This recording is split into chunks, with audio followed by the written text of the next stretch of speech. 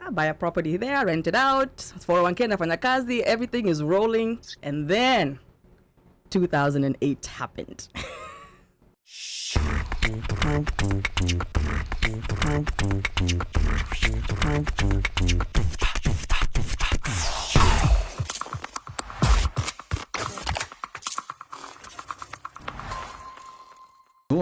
Emily, karibu sana to the OneMicShow. How are you feeling today? I am feeling wonderful. Thank you for finally having me on. Finally. We've been waiting for. Thank you for finally coming. Okay. How about that? Schedule conflicts have kept me away for many years, but I'm here. Okay. I'm happy to be here. Oh, and how are you feeling today? I'm feeling wonderful. I would say out of all those wonderful things that you've said, all those accolades, I really thank you for having me here. But I think my most important title that I have is being a mother of 2 lovely children, Jason and Ashley. So shout out to my children. But yeah, thank you for having me here. I'm ready to talk. Let's talk. All right. Asante sana. Now, for those that don't know Emily, maybe please start by telling us about yourself and how you got here to the US and how you transitioned from employment to entrepreneurship. So you want the official Kenyan introduction? Kwa majina naitwa, all my full legal names on my passport, or just... And your credit card too. And social. My social. Yeah. Well, most people know me as Emily. If I work with you, you know me as Emily. If you are a family member, local mwananchi of Kenya, you know me as Wangari. So that's how I go by. But I am a daughter of Mr. Peter Karanja Shege, so I do go by Karanja. So I'm Emily Karanja. I came in the U.S. in the early 90s. I was a teenager. My family migrated here from Kenya, and we did the normal. We came, we landed, sought after people to help us kind of navigate, but at the end we did our own thing. But my dad listened to friends and family, the ones who were here, the people that we were looking up to, because when we came back in the 90s there was really not that many Kenyans or Africans, and even if they were there, because of lack of technology at the time, it was really hard for you to find your fellow Africans. So we just kind of did our own thing, lived in Jersey for a few years, and then we moved to Maryland. So we've been in Maryland ever since. Okay. And I went to high school here. I did college here and started my professional, life and work here. So you skipped the boarding school in Kenya part? Yes, although I would have liked to experience it. I don't know. People always say it was a bad experience. I'm like, I would have given it a try, even if it's just for a year or two. But okay. But boarding school versus what we encountered here as immigrants in America in public schools, it probably we can exchange notes. Yes. So those are different the different kinds of things that you experience. Oh yeah, for sure, sure. Being again back in the 90s, people back then being African and wasn't also, cool. And I think also coming here as a teenager. As a teenager. Not I'm coming here for college. Or you're coming at maybe 8, 9. But unajua 15, 19 pia ni teenager. 19 pia that's what I'm saying. Ni sawa, but by then you're 19 already umepitia. You're coming. You've been hardened by life at either boarding or high school or whatever. Exactly. You're finished. This one is right in the middle. I came under my identity crisis age stage. I didn't even know what I was. Wow. Oh my word. That is the worst time to come. That is not good. Okay. So just when you've discovered who you are as a teenager, you've got some friends in Kenya, you've got your buddies, the ones that you're going to go to high school with, and you're planning life now of what you're going to do when you guys are older.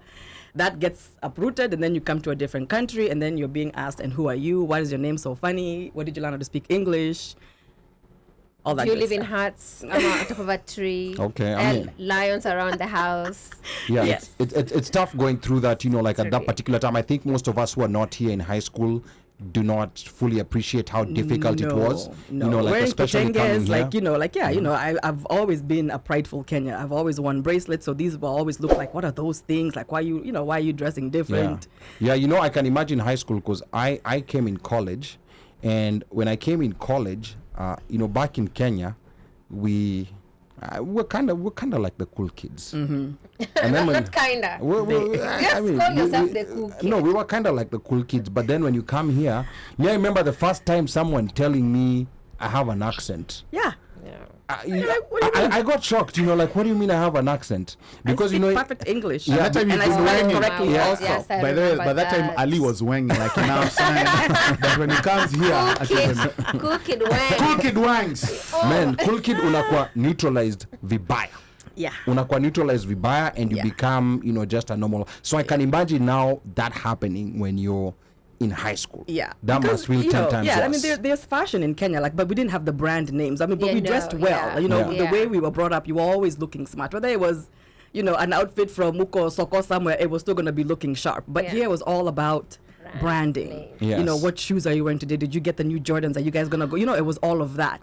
And then here we are coming, first of all, we have 4 children, and then we're going to tell our parents, by the way, so these new shoes are coming out. Can we all go get, and they're looking at us like, what kind of shoes are you talking? Can I interject for a bit? Yes. There's this kid, for Christmas, all he asked his mom was Jordans, right? Yeah. Mom did not know what the heck Jordans were when they went to Payless for shoes. That kid through the biggest tantrum for Christmas, would not be talked to anybody, stop talking to everybody, and the parents didn't understand what was going on. Yeah. First world problems. My word. Exactly. Okay. Yeah, so actually, if Payless was publicly traded back then, I should have told my dad to buy Payless, you know, stocks, because wow, that's where we were shopping. Yes, and now getting to stocks, you know, like now after high school, you know, you went to college, you started working, you got into employment. So want to know, you know, like how you were able to transition through that, going through employment and going to self-employment, entrepreneurship. Just briefly talk about that too. Sure, no problem. So after high school, I went to college because it was a thing that you were supposed to do. I never wanted to go to college. I just went because I was told it's the thing to do. So I didn't even graduate. I dropped out after 2 years. Because I was going to school for what I didn't even like. It wasn't my passion, but it was the thing that was happening back then in the 2000s. It's the .com, so it was become a computer engineer, networking, CS, whatever, all those titles, and putting me behind a desk and looking at a screen all day is just not my personality. Or in short, what Kenyan One Mic are doing. Sure. Yeah. I don't. No wonder he has no personality. Oh but my let's word. continue. That is not why I'm agreeing with that. All I'm saying is that today. you have to know yourself. It's the cool kid Weng that got to him. You know what? It's the cool kid Weng that got to him. I'm joining on the shade. Okay. I am. Anywho, so I did college, but it was not my thing. And then I went into, I guess, what you would call customer service sales industry. And that's where I found myself. I worked for a self-storage company for 17 years. So that was like my first, my first job, in America. That was actually an actual W-2. You did babysitting stuff here and there, but that was like my first W-2 job. So I started there, going to college, but then over time, you get, us Africans were hardworking. So you get promoted, you get like an offer here. You're like, I'll keep going. I got to the top, almost at one of the top levels, which is a property manager. And during this time, when you become a full-time employee, what are you told? You go to your HR's office, they hand you this packet that says this is your retirement stuff, fill out your 401k stuff. Okay, great. I have no reference because my parents, when they came, that's not something that they did, so they didn't invest here, they didn't know anything about 401k. So me, I'm on my own trying to figure out all these things. Okay, what am I supposed to fill out? What am I supposed to check? Which boxes am I checking? So I called the guy from Fidelity who had because Fidelity was the company that was managing the 401k for our company. And I remember the guy asking me, well, how old are you? When do you want to retire? And do you want to be aggressive, moderate, or conservative? Those were the three, those boxes, right? And when do you want to retire? Those 3 questions. So I'm like, I don't even know what conservative and moderate and aggressive. I'm like, I don't know. So the guy tells, well, you're 21. You're going to be working for the next, 30, 40 years. So you might as well get aggressive and just start early and, max out your 401k. What's the company matching? 6%? Oh, no, just put in 10%. Okay. Naively, I'm like, okay, if that's what you say, that's what I'll do. Started. And back in those days, what was happening? You get your statements in the mail. For those kids who don't know what a mailbox is or a statement, you'll see one in a museum one day. There were no apps. There was no apps. This was, you had to fax your application to the HR, because your HR office is not in the same office as you. You had to fax now your paperwork to HR. Anyway, so I get my quarterly statement in the mail. I look at it. I'm like, oh, dang, this thing actually works. This 401k imeruka. Like, quarter 1, quarter 2. I'm like, this is the American dream. Let's go. So I start doing that, and then I'm like, okay, this is now after the .com, crash. But that time, my 401k was not hit as much because I had just started. But I had coworkers that had been working for longer than I had.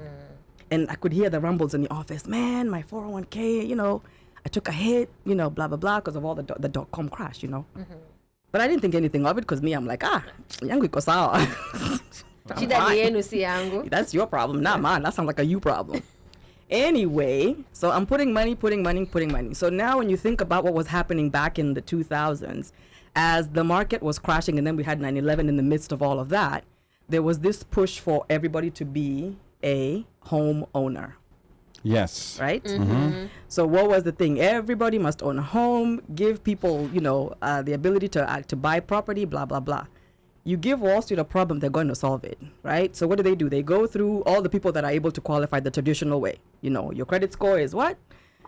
640. Okay, good. You have savings, blah, blah, blah. Check. Okay, they exhausted all those measures. Then what's the next category, right? Hence the subprime, ninja loans, all these things. You just had to add, air, just breathe and you can send a document, right? No income. My professor said, No do you have a income, pulse? liar loans. Yeah, exactly. If you had a pulse, they would give you a loan. Yeah. That's exactly that era. I was in the banking industry at that particular time, so. Yeah. So my thought process was, okay, I'm here. I'm now in my 20s. My dad, okay, he's doing his things in Kenya, but if I'm planning on having a future in America, I'm going to have kids here. I'm going to be married here. Let me start my real estate investing in America, because what could go wrong?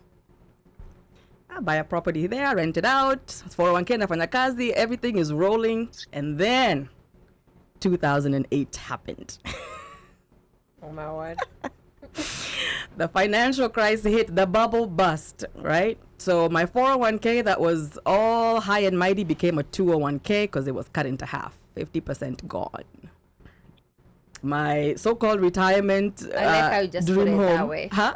I like how you put it that way. It became a 201k. Like literally, it was cut in half. From 401 to 201. It was a 401k. It became a 201k overnight. Yeah. Overnight. And then these properties that I thought were going to have equity and appreciation, whatever, that equity disappeared again overnight.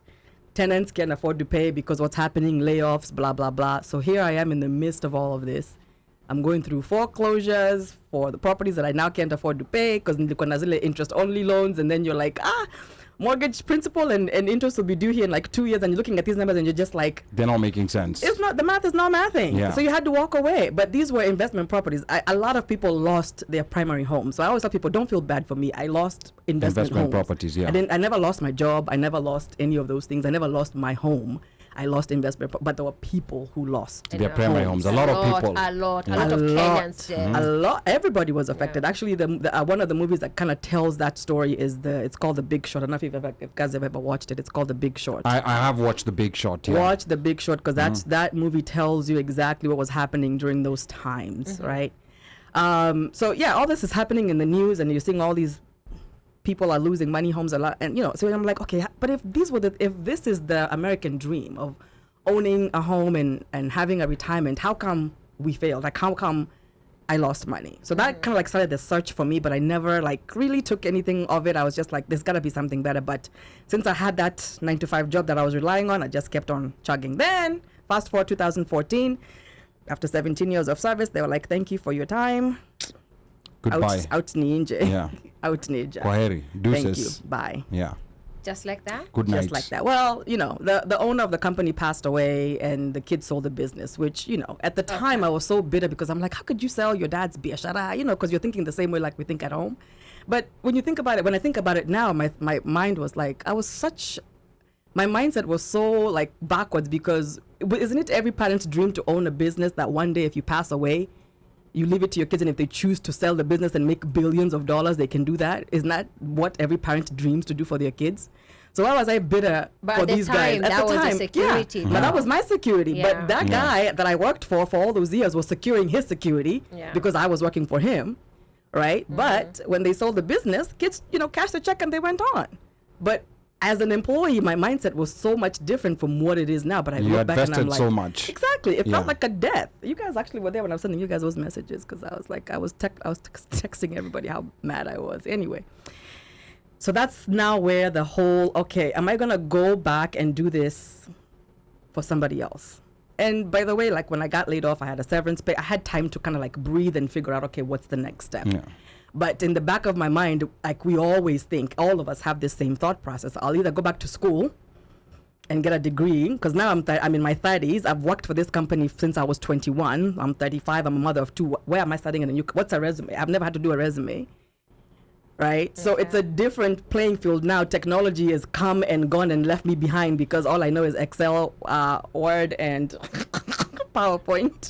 And Access. There used to be Access. Heck no. That one I refused to learn. Microsoft Office. No. It was Microsoft and Excel and PowerPoint. And maybe even Adobe was there. I don't know. Anyway. So I'm like, where am I starting? Like, how am I even going to start? You know? Retooling. Yeah. So that started this kind of little search. And you know how, phones are, they listen to your conversations, they whatever. I'm on Facebook streaming. I see this ad of like, if you want to learn how to invest in real estate in the stock market, there's this, 2-hour thing. Come listen. It's the middle of the day. What am I doing? I'm like, okay, I'll go and listen. I go. And as they say, the rest is history. That's where my journey began. A Facebook ad changed your life. Getting laid off changed my life, but a Facebook ad following up with that changed my life.